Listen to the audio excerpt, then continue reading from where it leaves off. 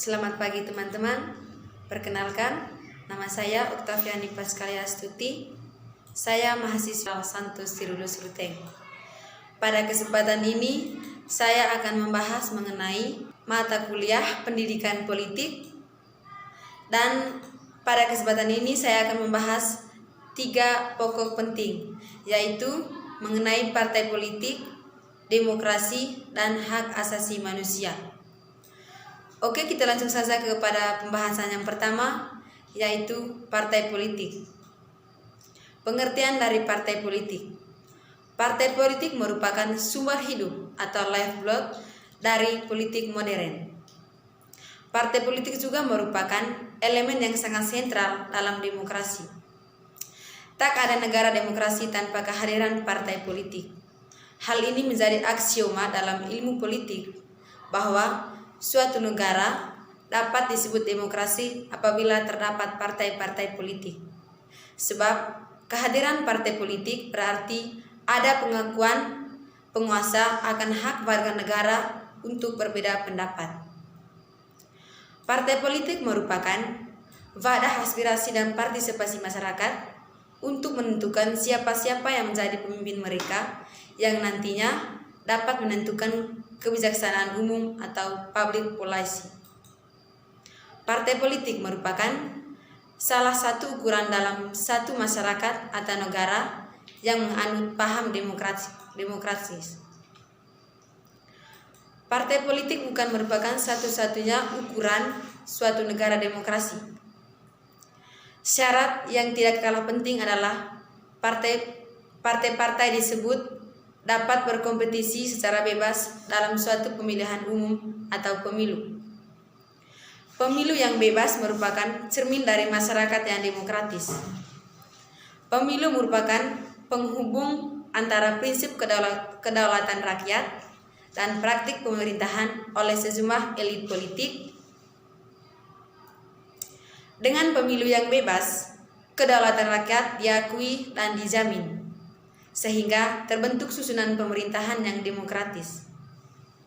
Selain itu, bagi partai politik yang memenangkan pemilu berhak untuk membentuk eksekutif atau pemerintahan. Jadi, partai politik pada hakikatnya merupakan organisasi yang terdiri atas sekelompok orang yang memiliki cita-cita, orientasi, kepentingan, serta tujuan yang sama dengan usaha untuk memperoleh dukungan rakyat dalam rangka menerjemahkan program-program yang telah ditetapkan bersama dan berusaha meraih kekuasaan sehingga dapat mengendalikan dan mengontrol pelaksanaan pemerintah. Yang kedua, fungsi dari partai politik di Indonesia. Partai politik memiliki fungsi utama, yaitu mencari dan mempertahankan kekuasaan guna mewujudkan program-program yang disusun berdasarkan ideologi. Adapun fungsi partai politik di Indonesia memiliki 5 fungsi, yaitu yang pertama, sebagai sarana pendidikan politik bagi anggota dan masyarakat luas agar menjadi warga negara Republik Indonesia yang sadar akan hak dan kewajiban dalam kehidupan bermasyarakat, berbangsa, dan bernegara. Yang kedua, sebagai sarana penciptaan iklim yang kondusif bagi persatuan dan keutuhan bangsa Indonesia untuk kesejahteraan masyarakat. Yang ketiga, sebagai sarana penyerap, penghimpun, dan penyalur aspirasi politik masyarakat dalam merumuskan dan menetapkan kebijaksanaan negara. Yang keempat, sebagai sarana partisipasi politik warga negara Indonesia. Yang kelima, sebagai sarana rekrutmen politik dalam proses pengisian jabatan politik melalui mekanisme demokrasi dengan memperhatikan kesetaraan dan keadilan gender. Yang ketiga, nama partai politik yang diakui di Indonesia beserta tahun berdiri dan ketua partainya. Yang pertama, Partai Nasional Demokrat atau Nasdem. Partai ini didirikan pada tahun 2011 dan ketua partai ini adalah Surya Paloh. Yang kedua, Partai Kebangkitan Bangsa atau PKB. Partai ini didirikan pada tahun 1998 dan diketuai oleh Muhaimin Iskandar. Yang ketiga, Partai Keadilan Sejahtera atau PKS. Partai ini didirikan pada tahun 1998, diketuai oleh Dr. Salim Segaf Az-Zufri. Yang keempat, Partai Demokrasi Indonesia Perjuangan atau PDIP. Tahun berdirinya partai ini adalah pada tahun 1973 dan diketuai oleh Megawati Soekarno Putri. Yang kelima, Partai Golongan Karya atau Golkar. Partai ini didirikan pada tahun 1964 dan diketuai oleh Erlangga Hartarto. Yang ketujuh, keenam, Partai Gerakan Indonesia Raya atau Gerindra. Partai ini didirikan pada tahun 2008 dan diketuai oleh Prabowo Subianto. Yang ketujuh, Partai Demokrat. Partai ini didirikan pada tahun 2001 dan diketuai oleh Agus Harimurti Yudhoyono. Yang kedelapan, Partai Amanat Nasional atau PAN. Partai ini didirikan pada tahun 1998 dan diketuai oleh Zulkifli Hasan. Yang kesembilan, Partai Gerakan Perubahan Indonesia atau Garuda. Partai ini didirikan pada tahun 2015 dan diketuai oleh Ahmad Rida Sabana. Yang kesepuluh, Partai Persatuan Indonesia atau Perindo. Partai ini diketuai oleh Haritanu Sudibyo dan didirikan pada tahun 2015. Yang ke-11, Partai Persatuan Pembangunan atau PPP. Partai ini didirikan pada tahun 1973 dan diketuai oleh Suharto Monoarfa. Yang ke-12, Partai Solidaritas Indonesia atau PSI. Partai ini didirikan pada tahun 2014 dan diketuai oleh Giring Ganesa. Yang ke-13, Partai Hati Nurani Rakyat atau Hanura.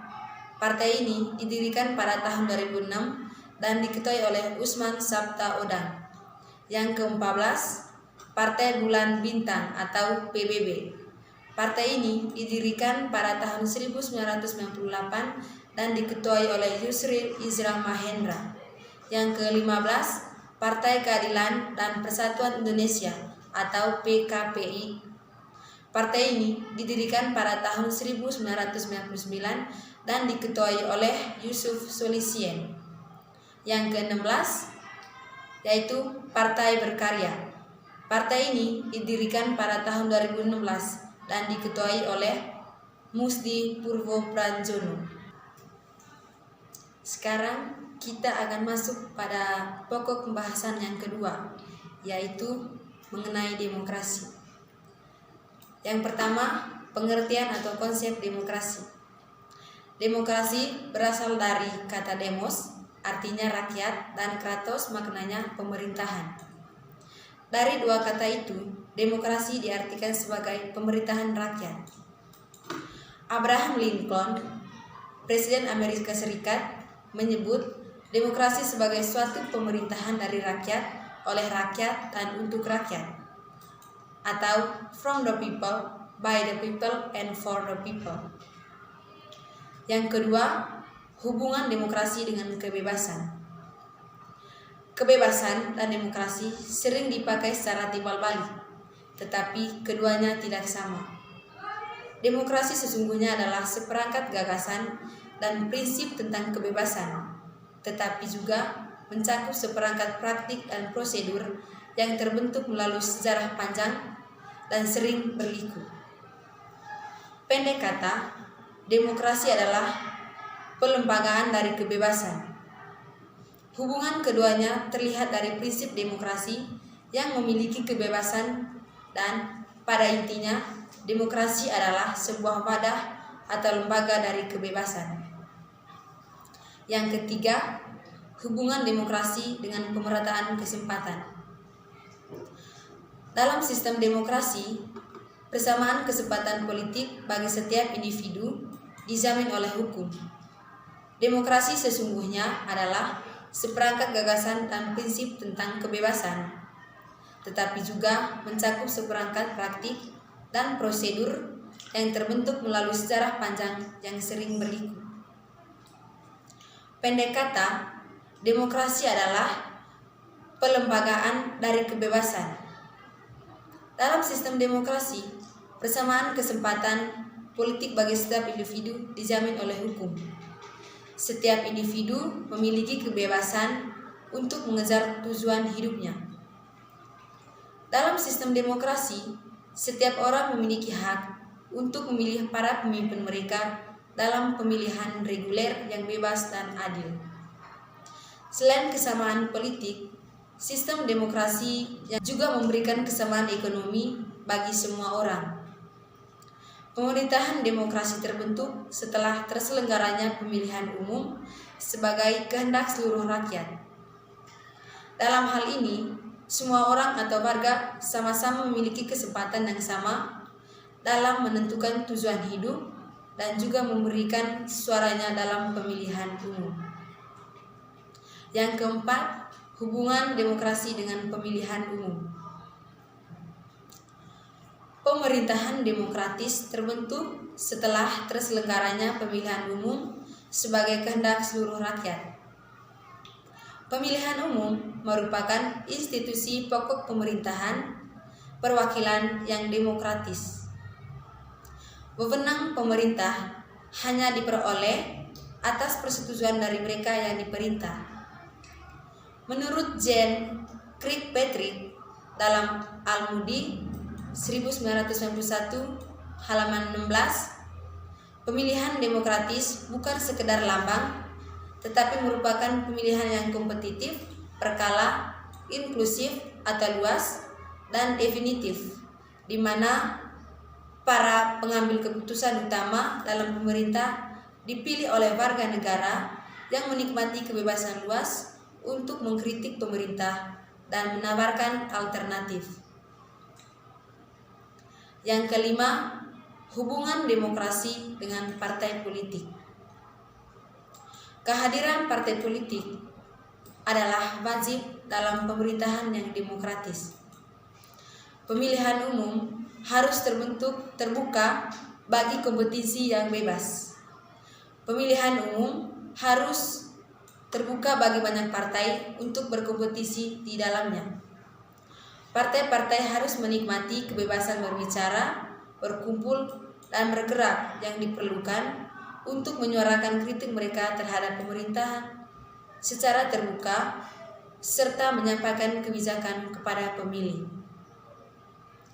Dalam pemerintahan yang demokratis, selain terselenggaranya suatu pemilihan wakil-wakil rakyat yang di dalamnya terdapat kebebasan berbicara dan berpendapat, juga terdapat jaminan hak-hak asasi manusia, serta aturan hukum yang jelas dan tidak memihak. Dalam kehidupan demokrasi, partisipasi politik masyarakat dalam hal ini, orang per orang sangat dihargai dan kebebasan untuk berpolitik dijamin. Yang keenam, kriteria negara demokrasi. Dahl mengemukakan 4 kriteria negara demokrasi, yaitu effective participation.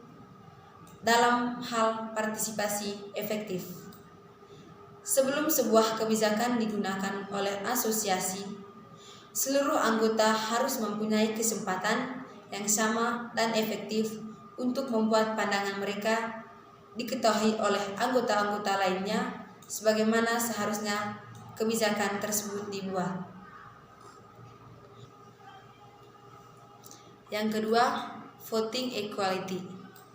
Ketika tiba saatnya dibuat keputusan tentang kebijakan, setiap orang harus memiliki kesempatan yang sama dan efektif untuk memberikan suara dengan ketentuan seluruh suara harus dihitung sama. Yang ketiga, enlightened understanding, control of agenda. Pemahaman yang cerah mengandung maksud bahwa dalam batas waktu yang rasional, setiap anggota harus memiliki kesempatan yang sama dan efektif untuk mempelajari kebijakan-kebijakan alternatif yang relevan dan konsekuensi-konsekuensi yang mungkin. Yang keempat, control of agenda. Dalam hal pengawasan agenda, setiap anggota mempunyai kesempatan eksklusif untuk memutuskan apa dan bagaimana permasalahan yang dibahas dalam agenda. Pencakupan orang dewasa berarti semua atau paling tidak sebagian besar orang dewasa yang menjadi penduduk tetap seharusnya memiliki hak kewarganegaraan penuh yang ditunjukkan oleh 4 kriteria proses demokrasi tersebut. Yang ketujuh, kriteria negara pemerintahan demokrasi modern. Suatu negara demokrasi modern dengan pemerintahan representative government dapat dikatakan memenuhi kriteria demokrasi jika yang pertama, adanya proteksi konstitusional. Yang kedua, adanya kekuasaan peradilan yang bebas dan tidak memihak. Yang ketiga, adanya pemilihan umum yang bebas. Yang keempat, adanya kebebasan untuk menyatakan pendapat dan berserikat. Yang kelima, adanya tugas-tugas oposisi. Dan yang terakhir, adanya pendidikan sivil. Sekarang kita masuk pada pokok pembahasan yang terakhir, yaitu tentang hak asasi manusia.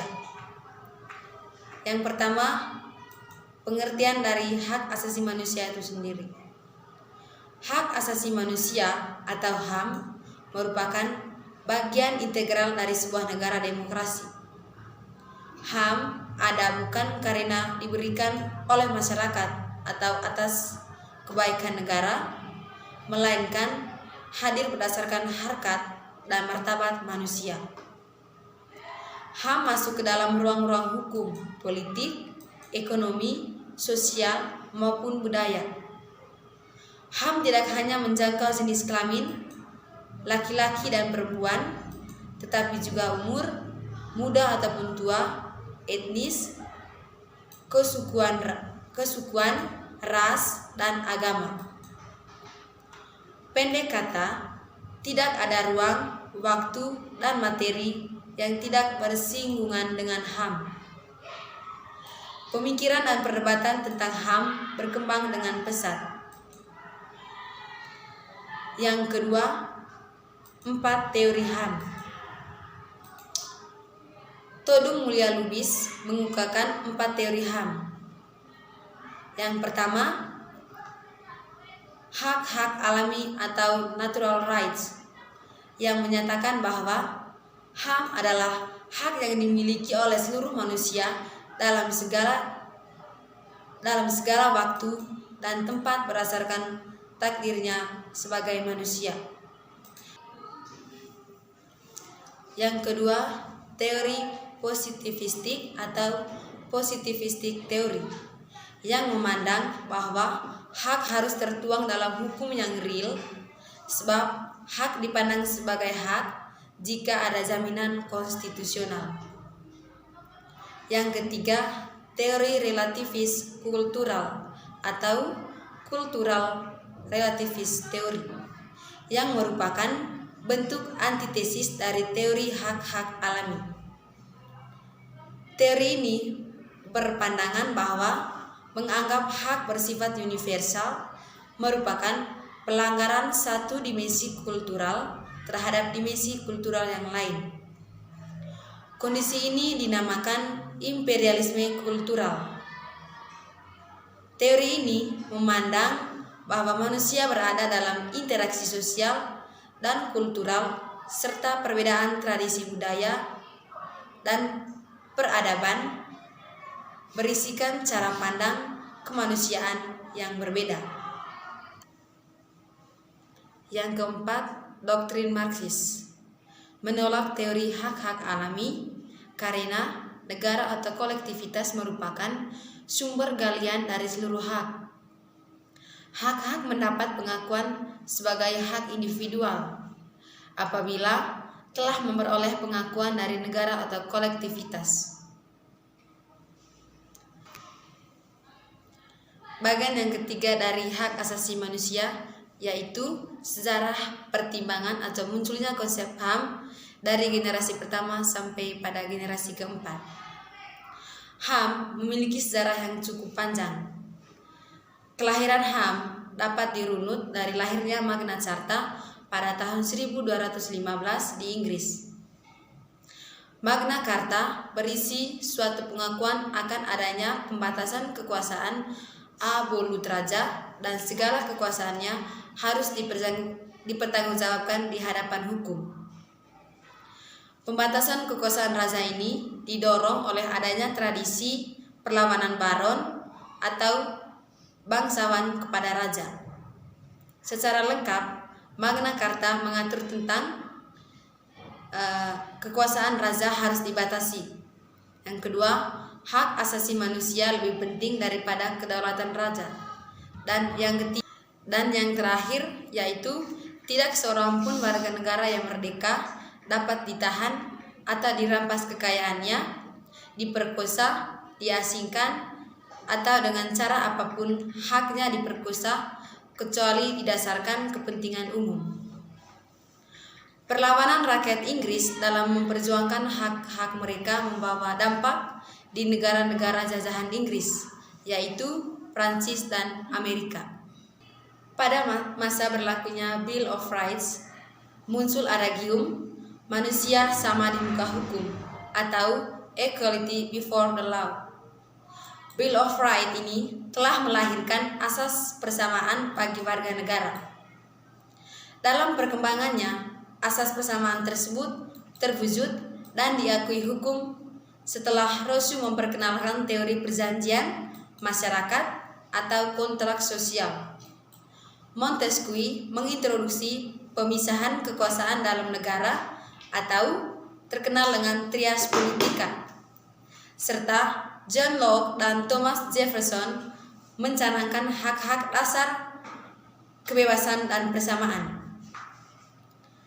HAM berkembang dan makin kuat pengaruhnya pasca ditetapkan Declaration of Independence Amerika Serikat pada tahun 1776 dan Declaration Destroys le Home et du Citoyen Prancis pada tahun 1789.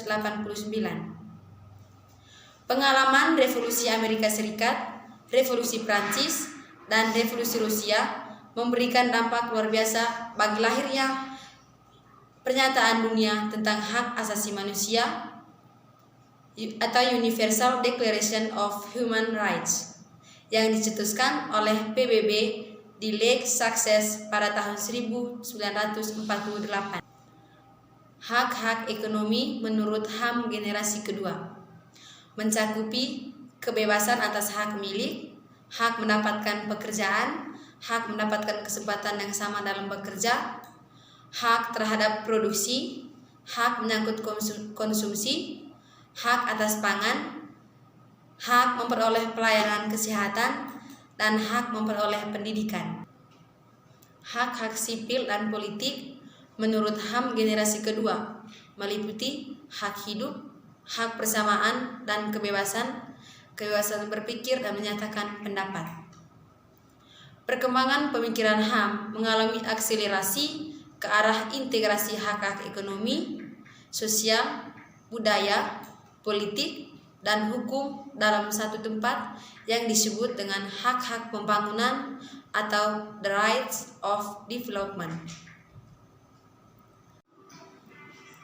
Generasi ketiga meliputi hak-hak kolektif, yaitu hak rakyat untuk menentukan kehidupan politik dan ekonomi, hak individu dan komunitas untuk berkembang, hak atas lingkungan yang layak, hak mempertahankan kebudayaan asli, hak menikmati secara bersama warisan alam, hak keamanan dan hidup damai, hak berkomunikasi dan mendapatkan informasi. Pada puncaknya, pemikiran HAM mengalami penyempurnaan dengan munculnya generasi HAM keempat yang mengkritik peranan negara yang dominan dalam pembangunan ekonomi yang menyebabkan dampak negatif terhadap kesejahteraan rakyat. Generasi HAM keempat ini dipelopori oleh negara-negara kawasan Asia pada tahun 1983 dan melahirkan deklarasi HAM yang dikenal dengan nama Declaration of the Basic Duties of Asia People and Government. Bagian yang keempat dari hak asasi manusia yaitu perkembangan hak asasi manusia di Indonesia. Perkembangan hak asasi manusia di Indonesia berlangsung lama sejak PPKI mempersiapkan kemerdekaan Indonesia. Pada saat itu terjadi perdebatan sengit antara kubu Soekarno dan kubu Hatta mengenai perlu tidaknya HAM dicantumkan dalam Undang-Undang Dasar 1945. Menurut Soekarno dan Supomo, HAM berasal dari ideologi liberalisme dan individualisme sehingga tidak perlu dicantumkan dalam pasal-pasal Undang-Undang Dasar 1945. Sedangkan Hatta dan Yamin memandang perlu mencantumkan hak asasi manusia dalam Undang-Undang Dasar 1945, terutama yang berkaitan dengan kemerdekaan berserikat, berkumpul, dan mengeluarkan pikiran baik, lisan maupun tulisan, dan menjamin agar negara tidak terjerumus ke dalam konsep negara kesatuan. Kompromi ini mengakibatkan bahwa hingga akhir jabatan Soeharto, HAM belum diatur dalam Undang-Undang Dasar 1945. Baru pada masa reformasi awal, HAM diatur secara lengkap dalam TAP MPR nomor 17 tahun 1998. Pandangan hidup dan kepribadian bangsa Indonesia menempatkan manusia pada keluhuran harkat dan martabat makhluk Tuhan yang Maha Esa dengan kesadaran mengemban kodratnya sebagai makhluk pribadi dan makhluk sosial tentang hak asasi manusia. Bangsa Indonesia menjunjung tinggi dan menerapkan HAM sesuai dengan Pancasila sebagai pandangan hidup. Dalam TAP MPR tersebut, HAM diartikan sebagai hak dasar yang melekat pada diri manusia yang sifatnya kodrati dan universal sebagai karunia Tuhan yang Maha Esa dan berfungsi untuk menjamin kelangsungan hidup, kemerdekaan, perkembangan manusia dan masyarakat yang tidak boleh diabaikan, dirampas, atau digugat oleh siapapun. Sesuai falsafah Pancasila, selain diatur tentang hak, juga ditentukan tentang kewajiban. Dalam pasal 34 TAP MPR disebutkan bahwa setiap orang wajib menghormati HAM orang lain dalam tertib kehidupan bermasyarakat, berbangsa, dan bernegara. Tahun 1999, DPR bersama Presiden telah menetapkan Undang-Undang Hak Asasi Manusia, yaitu Undang-Undang Nomor 39 Tahun 1999. Undang-undang tersebut mengatur hak asasi manusia secara lengkap dalam 106 pasal, lebih lengkap daripada ketentuan TAP MPR Nomor 17 Tahun 1998 yang hanya mengatur 44 pasal. Selain itu, Undang-Undang Nomor 39 Tahun 1999 mengatur tersendiri HAM wanita dan HAM anak yang di TAP MPR tidak diatur secara khusus. Adanya Komisi Nasional Hak Asasi Manusia yang secara khusus diatur dalam undang-undang tersebut merupakan bukti keseriusan pemerintah dalam menjamin dan menegakkan HAM. Oke teman-teman, sekian penjelasan saya hari ini mengenai partai politik, demokrasi, dan hak asasi manusia. Semoga bermanfaat. Terima kasih.